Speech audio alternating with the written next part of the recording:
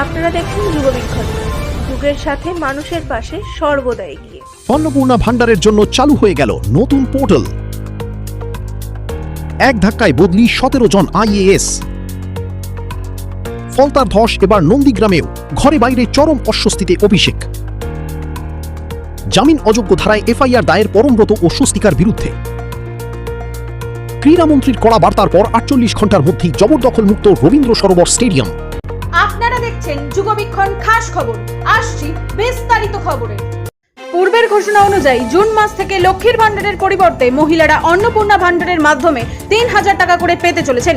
নতুন প্রকল্পের জন্য খোলা হয়েছে নতুন পোর্টাল। এক্ষেত্রে লক্ষ্মীর ভান্ডারে যাদের নাম নথিভুক্ত ছিল তাদের নাম ট্রান্সফার হয়ে যাবে অন্নপূর্ণা ভান্ডারে। কিন্তু কিভাবে বুঝবেন আপনার নাম ট্রান্সফার হয়েছে কিনা? অনলাইনে অন্নপূর্ণা ভান্ডারে স্ট্যাটাস চেক করা যাবে। স্ক্রিনে দেওয়া ওয়েবসাইটের মাধ্যমে দেখে নিতে পারবেন ট্রান্সফারের স্ট্যাটাস।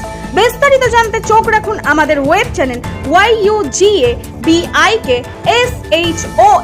যুগবিক্ষণ.com এ।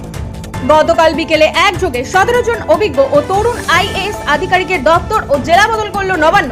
বদলি হওয়া আধিকারিকদের তালিকায় রয়েছেন একাধিক পুর নিগম কমিশনার ও বিভিন্ন গুরুত্বপূর্ণ দপ্তরের উচ্চপদস্থ সচিব সহ জেলার অতিরিক্ত জেলা শাসকেরাও।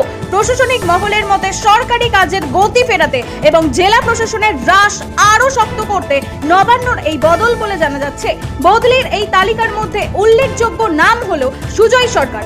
অভিজ্ঞ এই IAS আধিকারিক এতদিন বিধাননগর পুর নিগমের কমিশনার হিসেবে দায়িত্ব সামলেছিলেন।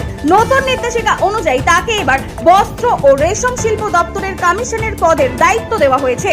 দল ক্ষমতাচ্যুত হতেই ঘরে বাইরে তীব্র কোণঠাসা হয়ে পড়েছেন তৃণমূলের second in command Abhishek Bandyopadhyay.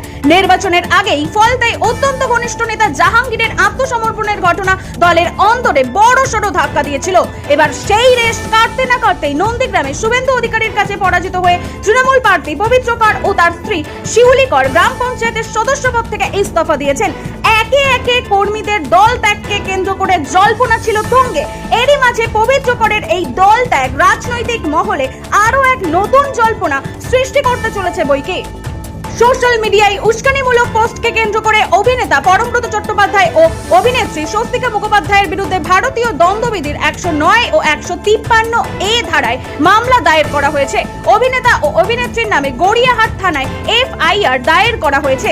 2021 সালে বিধানসভা নির্বাচনের পর সোশ্যাল মিডিয়ায় উস্কানিমূলক পোস্ট করার অভিযোগে গতকাল তার বিরুদ্ধে গড়িয়াহাট থানায় অভিযোগ দায়ের করেছেন এক আইনজীবী। পরমব্রতর করা পোস্টে সম্মতি জানানোয় অভিনেত্রী স্বস্তিকা মুখোপাধ্যায়ের বিরুদ্ধেও অভিযোগ দায়ের করা হয়েছে।